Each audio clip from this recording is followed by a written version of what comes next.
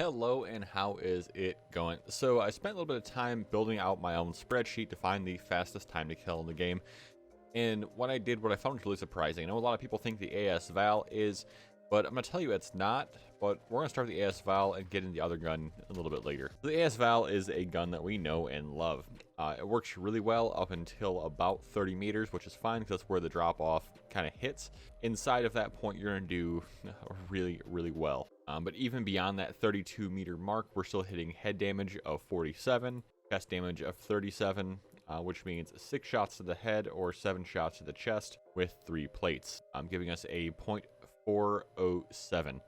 But this gun absolutely shreds, as we know. It's really only good in solos and duos because it's a 30-round mag. That is the largest limiting factor with this gun, which is a big reason why the fast time to kill with it is kind of okay because of just the lack of ammo and the wild recoil the gun has at a distance. But you can see stacking up to the next closest gun, which is the AMAX. The AMAX has an extra 15 rounds, as well as it's just a little more stable, but it does shoot considerably slower than the AS Val. The AS Val shoots 885 rounds per minute, while the AMAX comes in at just 630, so there is that to take into consideration. And both do require the same amount of shots per kill, so there's that too. So if you move on down to the second rifle, the one that actually has the fastest time to kill in the game, which is for some reason the Dragunov. A lot of people talk a lot of crap about this gun, and for some reason it seems to be halfway decent. I'm not sure why. The damage drop-offs really are minimal. As you can see, it does 136 damage to the chest past 68 meters. That is huge. When you consider the average health is going to be 250 health for 3 plates, you're still sitting at 2 shots to the head or 2 shots to the chest. You're doing like 272 damage to the chest with those 2 chest shots. So, I mean, evidently it's a decent gun. It might be worth using if you're extremely skilled. That being said, there are better options. Personally, I am a DMR person. The DMR is where I would go out of these rifles. Yep, it doesn't have the 175 damage to the head. Instead, it only has 98.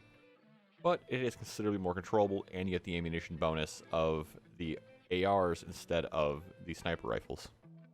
But if you're after my loadouts, this is what I'm using for the AS Val.